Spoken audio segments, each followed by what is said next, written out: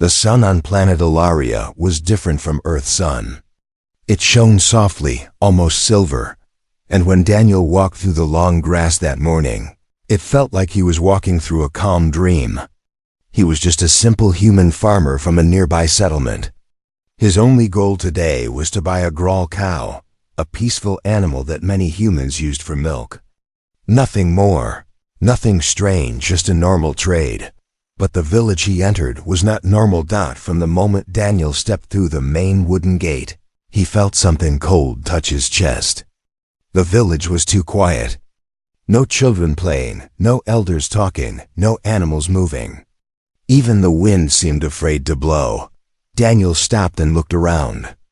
"Hello," he called softly. No answer. Only the echo of his own voice returned. He checked the small map the alien trader had given him. Yes, this was the right place. The alien family who owned the growl cows lived here. He expected to meet them. Maybe share tea. Talk about prices. But he saw nothing. No movement. No people. Just silence. He walked between the houses. Some doors were open.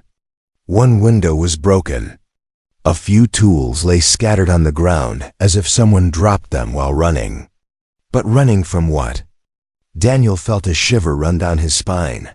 Then, he heard it, a soft sound.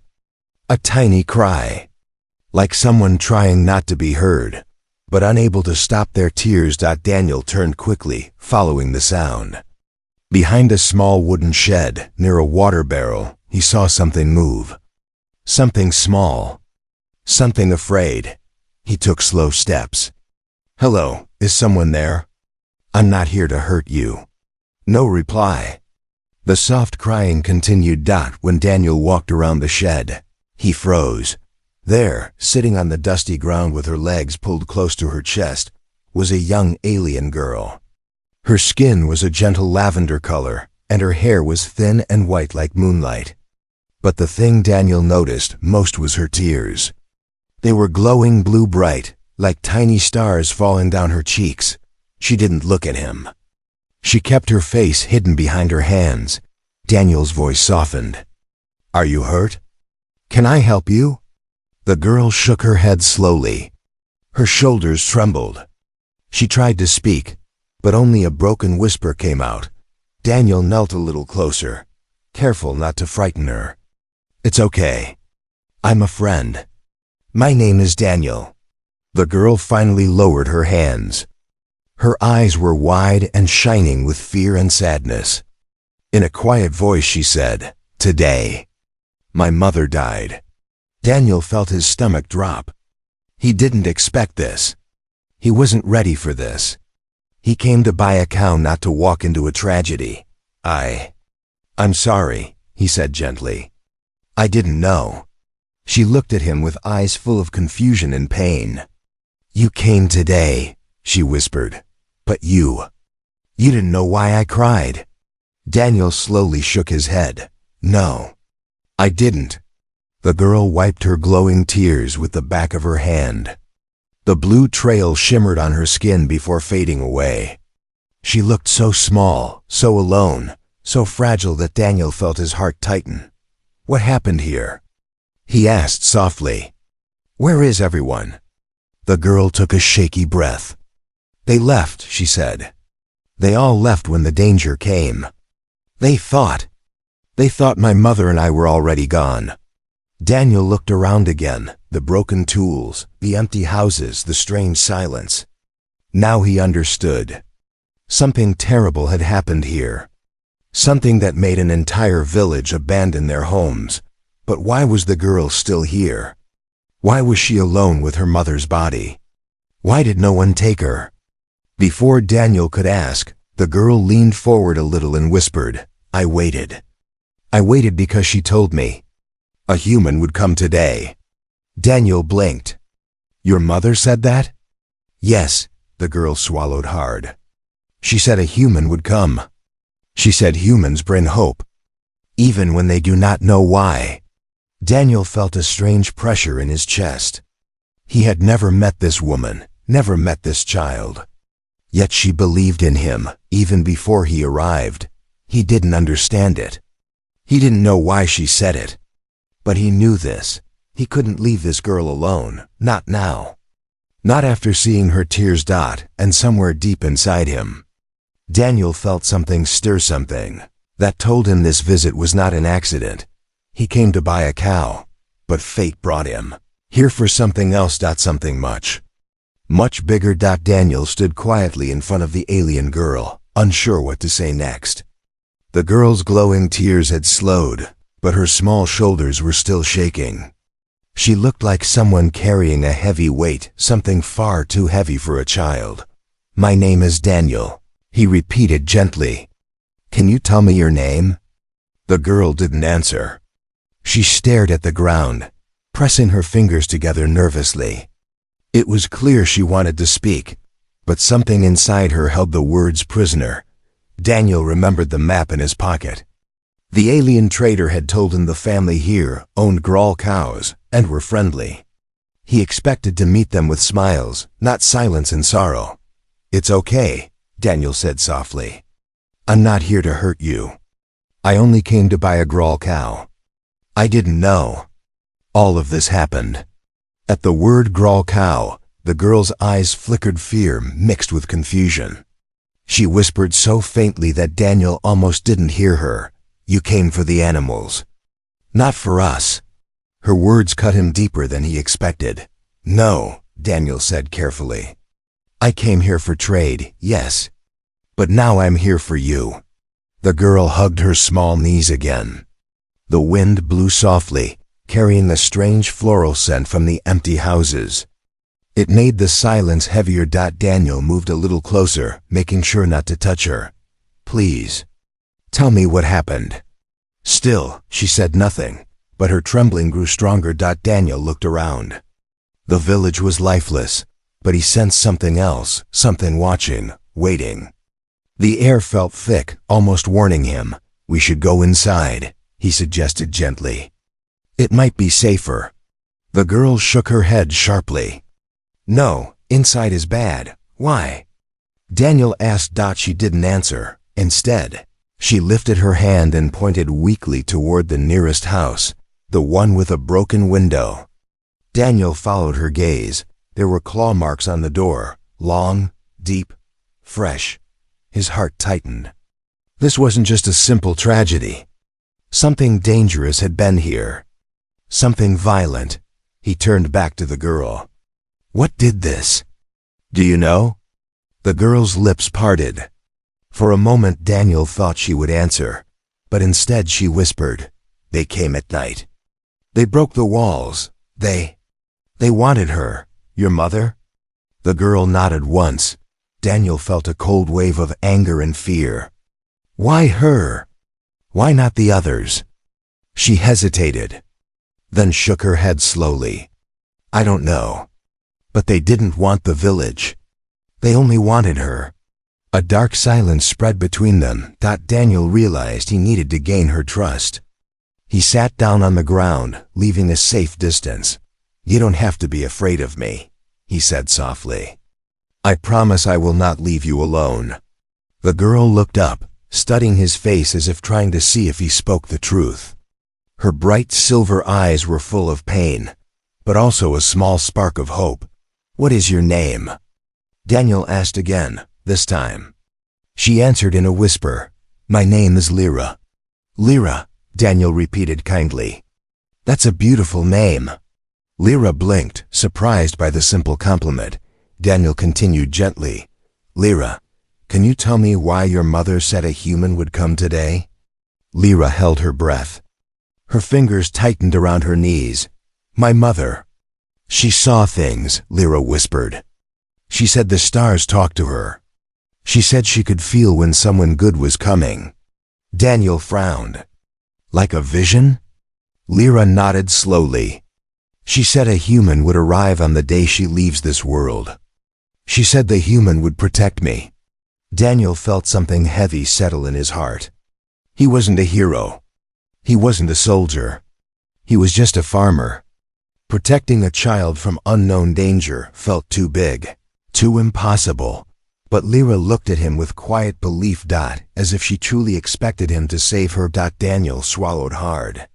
Lyra, I don't know why your mother chose me, but I won't walk away. Lyra's voice cracked. Everyone walked away. The villagers left when they heard the creature returning. They told us to run, but my mother was too weak. Daniel felt anger rising. They left you both? They were afraid, Lyra whispered. And they thought the creature wanted only us. Daniel clenched his jaw. The idea of abandoning a child and her dying mother made his stomach twist. He took a gentle breath. Lyra, I will keep you safe. I promise. She stared at him for a long moment. Not speaking. Not crying. Just searching his face. Then, slowly, she stood on shaky legs. She reached out her tiny hand, not touching him, but offering trust. Come, she whispered. I will show you everything. Daniel rose and followed her. For the first time since he arrived, he felt something stronger than fear, responsibility, and he knew this was only the beginning. Lyra walked ahead slowly, her small feet making soft marks in the dusty ground. Daniel followed close behind, watching every shadow, every broken door, every sign of fear carved into the abandoned village. The quiet was unnatural, like the world itself was holding its breath. Lyra stopped in front of a small house with a cracked roof and a wooden door hanging open. Daniel felt a cold feeling crawl up his spine even before stepping inside. This is my home, Lyra whispered. Daniel looked at her gently. Are you sure you want to go inside? Lyra nodded, though fear flickered across her face. You must see. You must understand. Daniel took a slow breath and stepped into the house. The air inside was heavy. It smelled like old dust, dried herbs, and something else, something sad, like a memory frozen in the walls. The room was small but warm-looking, with simple furniture carved by hand. Toys lay scattered on the floor, as if a child had been playing only hours earlier. But everything was silent now. Lyra moved to a doorway on the right. Her steps were slow, almost painful. Daniel followed her carefully, expecting anything danger, a body, something monstrous, but he was still not ready for what he saw. In the far corner of the dim room, on a low bed covered with a soft green blanket, lay an alien woman. Her skin was pale lavender, like Lyra's, but her face had no color left. Her eyes were closed, peaceful, but still. Her hands were gently folded over her stomach as if she were simply sleeping. Daniel's heart sank. He whispered, This is your mother? Lyra's voice cracked. Yes. Daniel stepped closer. The room felt sacred, almost like a place where time had stopped. He looked at the woman respectfully. I'm sorry, Lyra, truly. Lyra walked to the bed and touched her mother's cold hand. Her glowing blue tears didn't fall this time. They stayed trapped in her eyes, shimmering like stars ready to break. She knew it was coming, Lyra whispered. She was sick for many days, too weak to run when the danger came. She could not escape. Daniel kneeled beside her. You were here, alone with her? Yes, Lyra's voice trembled. The others told us to leave, but she couldn't walk, and they were too afraid to help. Daniel clenched his jaw. The villagers had abandoned a dying woman and her child because of fear. He understood fear, everyone did, but leaving them helpless made him feel a burning anger. What attacked the village? He asked softly. Lyra shook her head. I don't know its name. We call it the night maw. It comes from the mountains. It hunts at night. It breaks through walls. It follows sickness and the smell of weakness. Daniel felt a chill. And it came for your mother? Yes, Lyra whispered. But she knew it would come. She said she saw it in her dreams. She told me not to be afraid, she said. A human would come today and protect me. Daniel looked at Lyra in surprise. She kept saying that? Every night, Lyra said. when she could still talk. Daniel felt something heavy settle in his chest. He wasn't a warrior or a hero. He didn't have weapons or armor. Yet somehow this dying woman believed he was meant to help her daughter. He looked at the alien woman again. Her peaceful face almost seemed to be waiting for something, like she trusted Daniel even after death. Lyra spoke again. Her voice so soft, it was almost lost in the still air. She told me to stay with her until the human came. She said, humans carry light inside. They can fight darkness. Daniel swallowed hard. I don't know if that's true, Lyra. I'm just a farmer. Lyra looked at him with big, hopeful eyes. But you came. Daniel felt his breath catch. Yes, he had come. Not meaning to. But he was here. He stood slowly and glanced around the room. Something felt off. The broken door, the claw marks, the empty village, everything told a story. But there were no signs of a fight inside this house. No damage. No struggle. As if the night Maw had entered silently. Taken her mother's life without violence. Daniel frowned. Lyra, did you see it? The creature? Lyra shook her head quickly. No, she told me to hide under the floor. She closed her eyes, and then it came. Her voice cracked. Daniel placed a gentle hand on her shoulder. You're safe now. I promise. Lyra looked around the room one last time. I don't want to stay here anymore. Daniel nodded. We won't. But as they turned to leave, Daniel noticed something near the bed, an object half hidden under a blanket, a small glowing crystal. Pulsing faintly, he picked it up. What is this? Lyra's eyes widened in fear. That's my mother's last message. Daniel stared at the shimmering stone. A cold realization struck him. This was only the beginning. Daniel held the glowing crystal in his hand, unsure what to do next. It pulsed with a soft silver light, warm against his skin, almost alive. Lyra stared at it with wide, frightened eyes. My mother said only the one with a brave heart should touch it, she whispered. Daniel looked down at the stone. And you think that's me? Lyra nodded slowly. She said the human who comes will need it. She said it will show the truth. Daniel wasn't sure he wanted any truths. Not the kind that came from dying alien prophets and dangerous creatures lurking in the dark. But he couldn't walk away now. All right, he said gently. Let's see what it does. The crystal brightened. A soft hum filled the room. Then slowly, a faint image formed above it, like a hologram made of mist. Lyra gasped and stepped back. The image showed Lyra's mother. Alive, sitting on the very bed where her body now rested. Her voice was soft but strong. My child, the hologram said. If you are seeing this, I am gone. And the Night Maw has returned for what it wants. Daniel felt his heart tighten. Lyra pressed her hands to her mouth. Her mother continued. Lyra, my powers were weak at the end, but I saw one thing clearly. A human will come. He does not know his own strength, but his heart is bright. He will protect you. Daniel blinked in disbelief. Me? Why me? But the hologram continued as if answering him. You must leave the village, she said. Do not trust the empty houses. Do not trust the quiet streets. There is a truth hidden here. A truth the villagers feared to admit.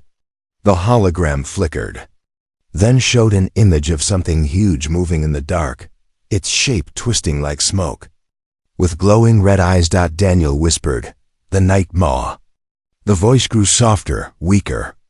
It came for me, because the first carried a gift. A power from the mountains.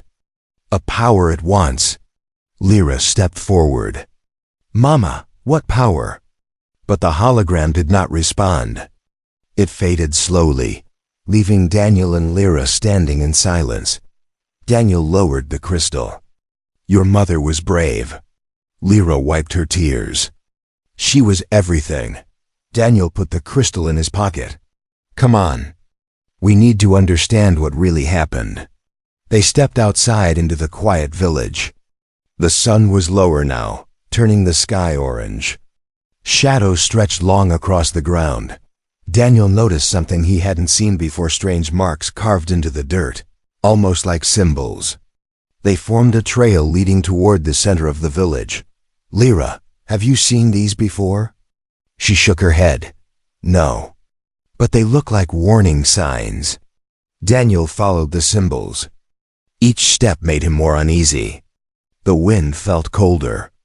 The silence grew heavier. They reached the village well, an old stone structure covered in vines. Around it were deeper scratches, claw marks, and broken wood. Lyra grabbed Daniel's arm. "This is where it came first. The night maw." Daniel crouched, touching the deep claw marks. "They were fresh, too fresh. This thing is still close," he said softly. Lyra looked around nervously. "Why did it come here? Why this village?" Daniel studied the ground. Maybe this village wasn't attacked by accident. He pointed at the symbols. "These are not random. Someone made a path." "Who?" Lyra whispered. Daniel examined the marks more closely. They were not clawed or scratched. They were carved carefully with tools. "The villagers," he said slowly. "They carved these." Lyra frowned. "But why?" Daniel stood, his face serious. "Because they were hiding something." He looked at the silent houses. The village didn't just run away from the night maw. They were trying to lead it somewhere. Lyra's eyes widened. "Toward my home." Daniel nodded grimly. "They wanted the creature to find your mother. Whatever power she had. They feared it." Lyra stepped back in shock. "They betrayed us." Daniel clenched his fists. "They were scared. But fear doesn't excuse what they did." He looked toward the mountains in the distance, where dark clouds gathered unnaturally. "This creature isn't finished," he said. "It didn't attack randomly. It came for the power your mother carried. And it may come for you next." Lyra's breathing quickened. "What do we do now?" Daniel placed a steady hand on her shoulder. "We leave the village, now, and we find out what your mother's message was really warning us about." Lyra nodded, though her legs trembled. "But, Daniel, the night maw hunts in the dark." Daniel looked up at the darkening sky. "Then we need to move before night falls." He took her hand firm, protective, and together, they stepped toward the unknown. But behind them, in the quiet shadows of the well, two glowing red eyes blinked open. Daniel held Lyra's small hand as they left the center of the village. The sky was turning darker than it should at that time of day. Thick clouds rolled over the mountains, swallowing the sunlight. It felt like the world was preparing for something terrible. "We have to move fast," Daniel said, "before the night maw wakes." Lyra swallowed hard. "It is already awake." Daniel didn't want to believe her. But her voice was so certain, so full of quiet fear, that he felt a chill crawl through his body. They walked quickly past abandoned houses. Some had broken doors. Others had windows smashed from the inside. The signs of chaos were everywhere, but something bothered Daniel. There were no bodies, no blood, no signs of people fighting for their lives. It looked like a village that had been emptied on purpose. Daniel looked at Lyra. "When the people left, did you see them run?" Lyra shook her head. "No, they were gone when we woke. Mama said they left before dawn." Daniel frowned. "Then they had time. They didn't run in fear at the last minute. Why?" Lyra whispered. "That's what scares me," Daniel muttered. Ahead, near the edge of the village, Daniel noticed something strange: deep footprints in the ground. They were huge, almost twice the size of his boot, and shaped like twisted claws. Lyra gasped. "The night maw." But Daniel crouched beside the tracks. "Wait, these prints. They're not all the same size." Lyra blinked. "What do you mean?" Daniel pointed. "Look closely. Some prints are large. Some are medium. Some are small. Too small to belong to the monster. Lyra's face went pale. Then who made them? Daniel stood slowly. Someone or something was walking with it. He followed the smaller prints. They led behind a row of houses toward the forest at the edge of the village. Daniel, Lyra whispered, gripping his shirt. Don't go there. Daniel looked down at her. We need to know what we're dealing with. Lyra trembled but nodded. Together, they followed the prints into the trees. The forest was quiet, too quiet. No birds, no insects. Not even the wind dared to make a sound. The deeper they walked, the darker it became. The branches twisted above them like skeletal hands blocking the sky. Then Daniel saw it. A piece of clothing caught on a branch. He reached out and pulled it free, a small, colorful shawl made of woven leaves. Lyra gasped. That belongs to Aunt Mara. She lived next to us. Daniel turned the shawl in his hand, noticing something dark on the corner. He touched it carefully. Not blood. Not dirt. Something sticky. And black. Like tar. What is this? Daniel whispered.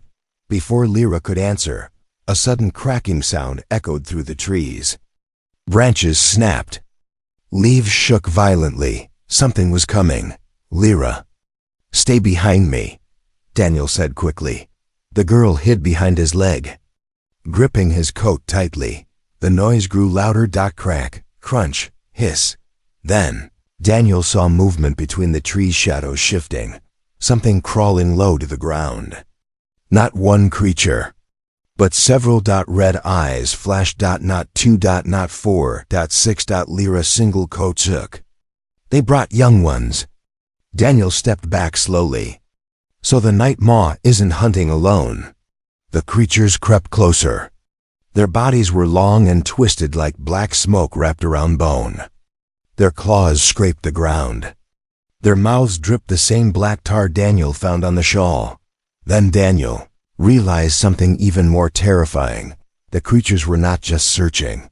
They were tracking Lyra. We have to run, Daniel whispered. But where? Lyra cried softly. Daniel looked around and spotted a small stone building at the forest edge. It looked old, half covered in moss, but sturdy enough to hide inside. There, he said, pulling Lyra with him. They sprinted toward it. Behind them, the creatures let out a horrible screech, sharp, hungry, inhuman. The ground shook as they chased. Daniel and Lyra reached the stone structure and slipped inside. Daniel slammed the wooden door shut and held it with all his strength. Claws scratched against the door. The creatures hissed and snarled outside, their shadows shifting under the cracks. Lyra was trembling, tears falling silently. Daniel looked around the dark room, searching for anything to block the door, but instead, he found something else. On the far wall, carved deep into the stone, was a symbol, a circle with 3 lines, and a glowing dot at the center. The same symbol carved on the ground in the village. Lyra, Daniel whispered, staring at it. Your village didn't just fear the night maw. They were hiding something ancient. Lyra's eyes widened. Mama said, the power inside me came from the mountains. Daniel pointed at the carving. This symbol connects your mother, the night maw, and the villager's secret. And now the creatures are hunting you because of that power. Outside, a creature slammed the door again. Harder this time. Daniel grabbed Lyra's hand. We need to understand your mother's secret, he said, before the night maw finds us. Lyra nodded, breathing SHAILY. And in the darkness of the stone room, the symbol on the wall began to glow. The symbol on the stone wall glowed brighter and brighter, filling the small room with a soft golden light. The shadows of the night maw creatures outside twisted wildly as they hissed and clawed at the wooden door. Daniel pressed his weight against the door, holding it shut with all his strength, but the creatures were strong. Too strong. The wood cracked slowly. Lyra stood frozen, her glowing tears falling silently as she stared at the symbol. Daniel, why is it glowing? Daniel gritted his teeth as another loud bang shook the door. I don't know. But maybe it's reacting to you. Lyra stepped toward the glowing symbol. To me? Daniel nodded, catching his breath. Your mother said you carried a power. Maybe this is connected. Lyra placed her small hand on the carving. The glow brightened instantly, so bright that Daniel had to look away for a moment. Then the ground beneath them vibrated. A soft hum filled the room, and suddenly, the glowing dot at the center of the symbol opened like an eye. Daniel stared at it, stunned. Inside the glowing circle, faint shapes appeared, moving images like a memory. Not a memory of Lyra, not a memory of her mother, a memory of the mountains. Daniel stepped closer. Lyra, do you understand this? Lyra shook her head slowly. No, but Mama told me. The mountains hold our oldest secrets. She said I carry something from them. The door cracked again. The wood splintered. Sharp claws pushed through the gap. Daniel had to decide. Now. Fight? Run? Hide? Protect the child?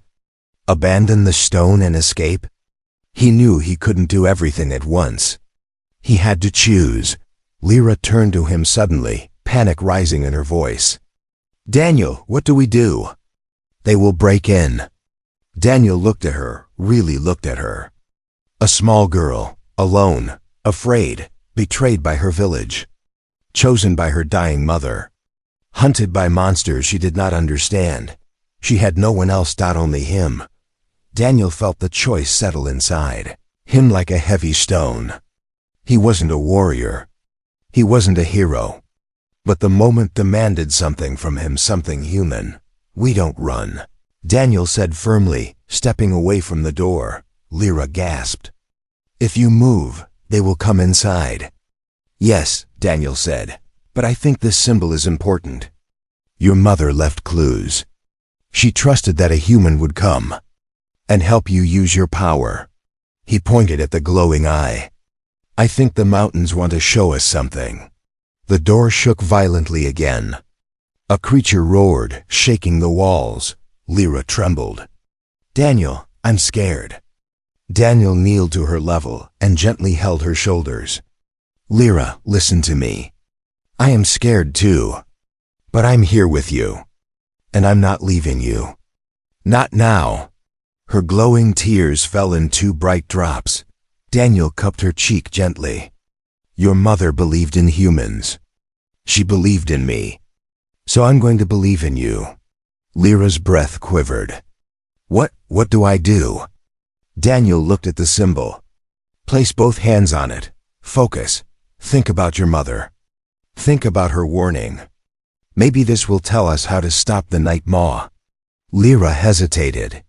Then nodded. She placed both hands on the glowing symbol. The hum grew louder. The room brightened with golden light.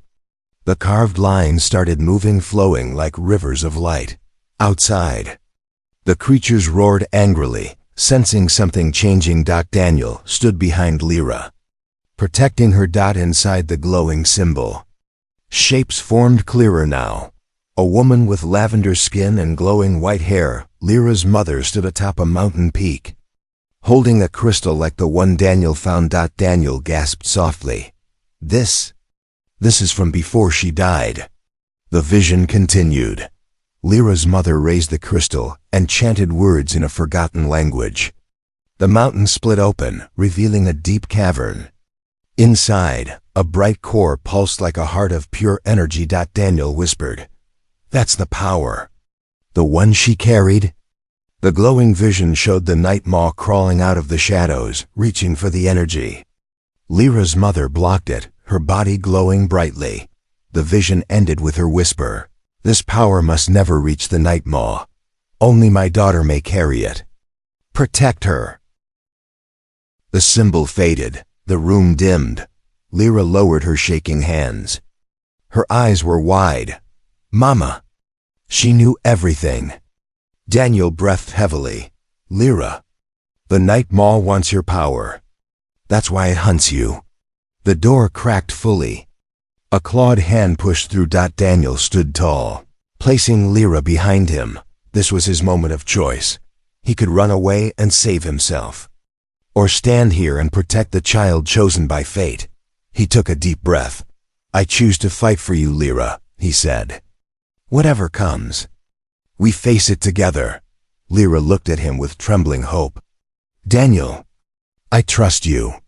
The door burst open. The creatures rushed in. Daniel stepped forward, ready to protect the girl who believed in him. The door shattered into flying pieces of wood. Daniel stepped forward instantly, placing himself between Lyra and the night maw creatures. Their red eyes glowed in the darkness, and their twisted bodies crawled like shadows come alive. A deep, hungry hiss filled the room. Daniel's heart pounded. He had no weapon, no armor, only determination and the burning promise he had made to Lyra and her mother. "I won't let you touch her," he whispered. The creatures moved closer, claws scraping against stone. The glow from the wall symbol had faded, leaving the room dark except for the faint silver light coming from Lyra's tears. Daniel raised his arms, ready to fight even if it meant losing his life. But before the creatures reached him, Lyra cried out, "Stop!" Her voice echoed strangely, filled with something powerful. The creatures froze. Daniel turned, shocked. Lyra stood with her hands trembling, but her eyes glowed brighter than ever before. Two shining silver lights in the dark. "Daniel," she whispered, "Mama said I carry the power. I think it's waking up." Daniel stepped toward her, but stopped when a wave of warm energy spread from her small body. The light wrapped around her like a shield. Outside, the night maw, the large one, let out a roar that shook the ground. It was close. Too close. The smaller creatures hissed in answer, then turned toward the broken doorway. "They're calling the big one," Daniel said. "Lyra, whatever you're doing, we need it now." Lyra closed her eyes. Her breathing slowed. The glowing crystal Daniel found earlier began to pulse inside his pocket. "Daniel," Lyra said softly, "give me the crystal." He quickly handed it to her. The moment it touched her skin, it reacted, glowing brighter and brighter, until it felt like holding a piece of the sun. Lyra lifted the crystal. A beam of light shot upward, striking the glowing symbol on the wall. The entire room shook. Outside, the night maw roared again, this time in pain. The smaller creatures panicked, clawing at the walls as if trying to escape the light. "What's happening?" Daniel asked. Lyra's voice trembled. "Mama said this crystal holds the power of the mountains. It listens to me, because I am her daughter." The glowing symbol opened again, but this time it didn't show memories. Instead, it opened like a doorway, revealing a swirling tunnel of golden light, leading somewhere far from the village. Daniel stared in shock. "It's a path." "Yes," Lyra said quietly. "A path to safety." Another roar thundered outside. The night maw was almost upon them. The ground trembled with each heavy step. Daniel turned to Lyra. "We have to go." Lyra looked at him with tears in her glowing eyes. "But what about you?" Daniel smiled softly. "I'm going with you, Lyra. I promised I wouldn't leave you." Her tears glowed brighter. "Mama said a human would protect me." She was right. Crash! The wall behind them cracked open. The giant night maw pushed its huge head through, its red eyes burning like fire, its jaws opening wide. There was no more time. Daniel grabbed Lyra's hand and pulled her toward the golden tunnel. The night maw roared. Lunging forward, Lyra lifted the crystal toward it. A burst of golden light exploded from the stone, pure, bright energy that struck the creature directly. It screamed, its shadowy form twisting violently as the light burned through it. "Go, Lyra!" Daniel shouted. Lyra nodded, squeezing his hand tight as they stepped into the glowing doorway. The world around them blurred. The screams of the night maw faded. The darkness dissolved into warm light. And then silence. Daniel opened his eyes slowly. They were standing on a grassy hill far from the village. The sky was clear. Birds flew overhead. The air was peaceful again. Lyra stood beside him, staring back at the distant mountains where the village had once stood. A soft breeze blew through her white hair. Is it gone?" Daniel asked. Lyra closed her eyes and listened. After a moment, she nodded. Yes, the light of the mountain sent it back to its dark place. Daniel exhaled in relief. Good.